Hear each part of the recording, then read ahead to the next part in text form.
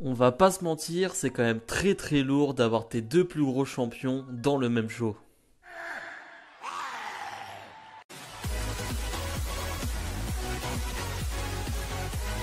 Et bonjour à tous, on se retrouve aujourd'hui pour les résultats de SmackDown du 17 septembre 2021. On ouvre ce SmackDown avec, comme d'habitude, le chef de tribu Roman Reigns.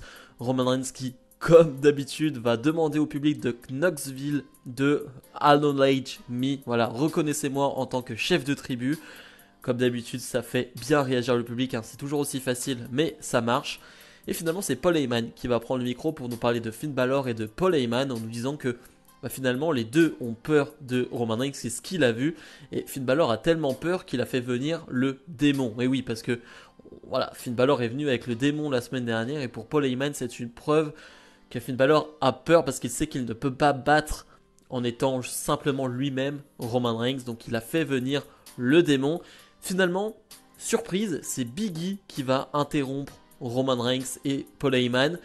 Mais finalement, Big E, qui est le nouveau champion de la WWE, hein, pour ceux qui n'ont pas vu, hein, j'espère quand même que vous êtes au courant de cela, et qui finalement ne va rien dire parce que Finn Balor va arriver et en fait on va enchaîner avec un match. Ce qui fait que j'ai trouvé ça un peu bizarre. C'est-à-dire que tu fais que Big E va interrompre Roman Reigns, tu fais que Finn Balor va interrompre tout ça, mais pas d'interaction réellement. T'as juste Big E qui va se pointer vite fait devant Roman Reigns. Mais c'est tout. Donc voilà, un poil déçu de ce début de show. On enchaîne donc avec Finn Balor et Big E face aux Usos. Donc là, on ne retrouve quasi que des champions. Un seul Finn Balor n'est pas champion sur le ring. Donc c'est quand même du très lourd. Excellent combat, vraiment excellent, qui n'est pas très très long pour le coup. J'aurais bien aimé avoir quelques minutes en plus, je l'avoue. J'ai un point négatif, c'est le fait que Big E soit un peu trop dominé dans le match. Je crois qu'il a 4-5 minutes où il se fait un peu trop dominer et je n'aime pas ça quand c'est ton champion de la WWE. Je mets toujours en parallèle ce que la WWE fait avec Roman Reigns. Tu ne verras jamais Roman Reigns se faire dominer autant pendant 4-5 minutes. Alors on va me dire oui, c'est un heel, c'est pas la même manière de protéger ton heel, de faire catcher ton heel. D'accord, on est d'accord là-dessus. Mais je trouve quand même qu'il est un peu trop dominé, Big E. Mais finalement, ça va bien se passer pour les faces parce que vraiment, je trouve que c'est vraiment du bon catch. Et les deux vont porter leur finish à la fin en même temps. Et Big E va donner la victoire à son équipe. Donc vraiment bon match. Rick Boogs fait face à Robert Roode. Rick Boogs qui a battu, je crois, Dolph Ziggler la semaine dernière ou il y a 2 semaines, il me semble, assez rapidement. C'était presque un squash. Donc là, il fait face à son coéquipier, à Robert Roode. C'est un quasi squash, vraiment. Robert Roode va porter 2-3 coups au début de combat, mais ça va durer quoi, 2-3 minutes, quelque chose comme ça, et Rick Boogs va l'emporter assez facilement, encore une fois. On met énormément en avant Rick Boogs, et ça met, même si je ne sais pas si c'est vraiment le but, mais en tout cas ça met vraiment Nakamura, qui est le champion intercontinental, ça le met en retrait par rapport à Rick Boogs, et ça c'est pas très très bien vu, c'est pas très très bien réalisé, je trouve. Après le combat, Apollo Crews et son commandant Aziz vont s'en prendre à Nakamura et Rick Boogs, et Apollo Crews va demander un rematch pour le titre intercontinental de Nakamura. On n'en peut plus, il aura ce rematch la semaine prochaine à SmackDown, mais je n'en peux plus d'Apollo Crews qui demande des rematchs à chaque fois. Je crois que Nakamura est en 7-0, donc 7 victoires, 0 défaites face à Apollo Crews. Bon, il n'y a plus de logique. Bon, il y en a rarement du côté de la WWE, mais là quand même on pourrait trouver quelqu'un d'autre pour aller affronter, je trouve, Nakamura. Revoir Apollo Crews, que j'aime bien, qui est un excellent catcheur, pas de souci, mais le revoir à nouveau face à Nakamura, ça m'enchante pas vraiment. On est censé avoir Kevin Owens face à Happy Corbin, mais finalement Happy Corbin va s'en prendre à Kevin Owens avant le combat, donc le match n'aura pas lieu. On continue cette feud entre Happy Corbin et Kevin Owens. J'ai bien peur que ça se finisse avec un match à Extreme Rules. Ça n'a pas été annoncé pour le moment, ou peut-être pour un match la semaine prochaine, je ne sais pas, à SmackDown, encore une fois, mais peut-être qu'on aura un match à Extreme Rules avec une stipulation, parce que pour le moment on n'a pas de stipulation à Extreme Rules, c'est quand même assez grave.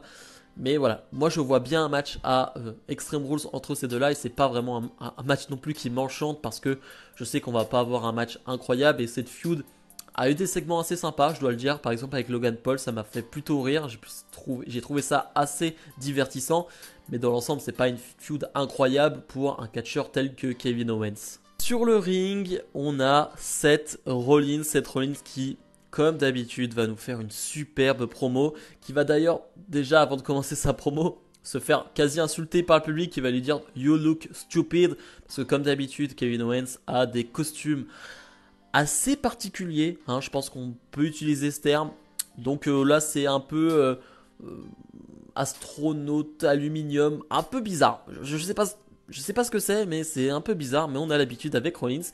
Et Rollins qui, comme je le disais, va faire une bonne promo en disant que les fans, après ce qu'il a fait à Edge la semaine dernière, en le blessant, lui disent que c'est un monstre, voilà, qu'il n'aurait jamais dû faire ça, que voilà, c'est indigne de faire ça. Mais Rollins va dire, mais j'ai juste fait des choses légalement. C'est-à-dire qu'on était sur un ring, j'ai porté des prises légales sur un ring. Donc en quoi je suis un monstre? Voilà, il le dit comme ça. Et il va plutôt blâmer Edge et les fans qui, depuis des semaines et des mois, se moquent de lui. Voilà, on fait monter sa rage en lui, monter sa haine en lui. Et voilà, c'était juste la finalité, ça devait arriver. Il nous dit que Edge est blessé, mais ce n'est pas forcément physiquement qu'il a peur pour Edge. Il lui dit que peut-être émotionnellement, Edge ne s'en remettra pas parce qu'il a vu de la peur dans les yeux de Edge pendant une seconde. Voilà, il a dit pendant une seconde, j'ai vu de la peur dans les yeux de Edge. Et il dit aussi, je me sens désolé, je suis triste pour Edge par rapport à ce qui s'est passé. Et il nous dit surtout, ça va pas se régler comme ça, on aura un dernier match. Ça bien sûr on le sent venir parce que voilà, il y a 1-1, il y a une victoire partout entre les deux. Alors Edge, je pense pas qu'il va revenir tout de suite, je pense qu'on va attendre quelques semaines, peut-être même 1 ou 2 mois peut-être. Mais on aura ce Edge, Seth Rollins qui sera là aussi très intéressant. Toni Storm et Liv Morgan font face à Carmella et Zelina Vega. C'est un combat qu'on devait avoir la semaine dernière, mais dû à des problèmes de temps, on n'a pas eu ce combat. Et quel était l'intérêt de nous donner ce combat? C'est-à-dire que vraiment le combat va durer 2 minutes. Il n'y a pas le temps de voir grand chose. Et Carmella va se faire décompter à l'extérieur parce qu'elle va soi-disant avoir le nez cassé. D'accord. Liv Morgan va prendre le micro et va nous dire qu'elle veut affronter Carmella à Extreme Rules. Alors, pourquoi pas? Sur le papier, je me dis, un match de Liv Morgan dans un pay-per-view, je suis content. En un contre un comme ça, je suis content. Maintenant, j'ai l'impression que c'est juste pour nous dire, regardez, on vous donne ce que vous voulez, alors que depuis des semaines, voire des mois, on veut une Liv Morgan pushée, forte. Le public veut ça, le public voulait ça après Money in the Bank, avant Money in the Bank. Et là, j'ai l'impression que le soufflet est un peu retombé. Et là, ils essayent de faire remonter ce soufflet, de faire remonter la pente à Liv Morgan. C'est un poil trop tard, je trouve. Alors, j'espère que ça va fonctionner. Parce qu'encore une fois, je trouve que Liv Morgan est excellente. Et j'ai envie d'en voir plus. J'espère que ça va fonctionner. Mais j'ai l'impression qu'ils s'y prennent trop tard, en fait.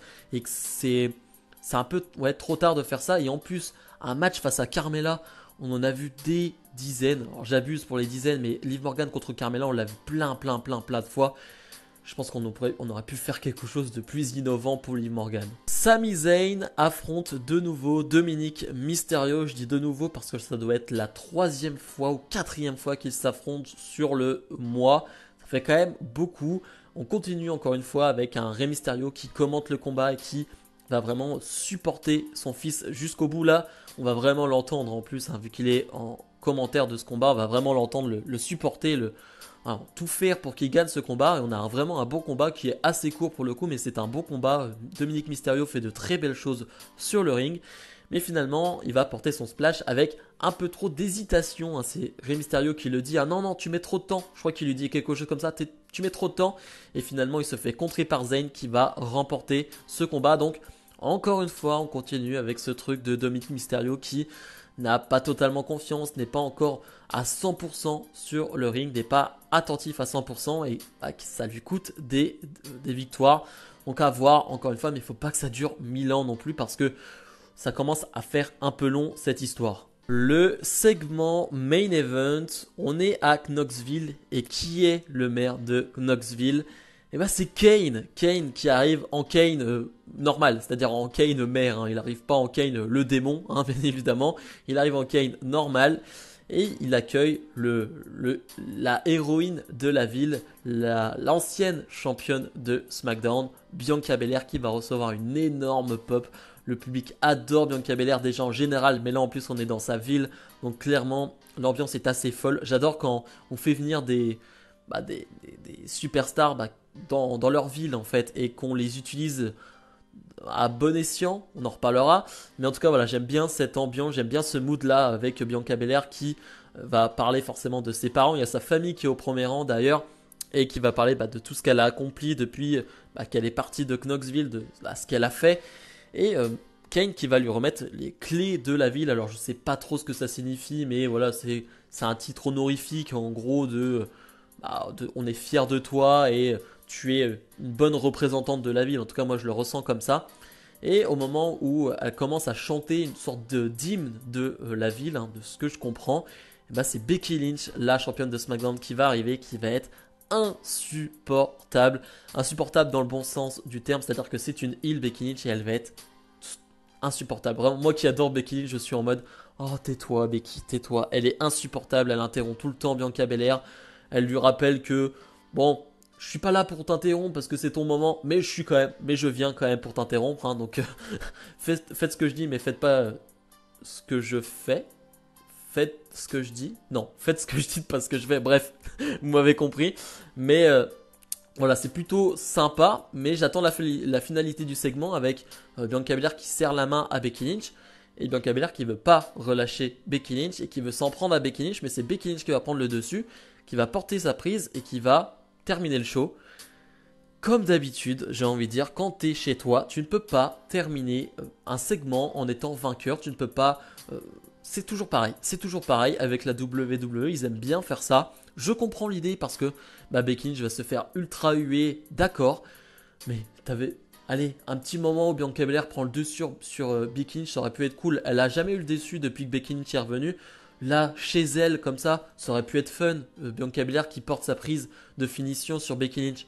Non, elle ne le fait pas et on termine sur Becky Lynch qui est la heel ultime de SmackDown. Bilan de ce SmackDown, c'était correct. C'est-à-dire que on a été habitué à beaucoup mieux du côté de SmackDown, surtout la semaine dernière où je trouve on a eu un excellent show au Madison Square Garden.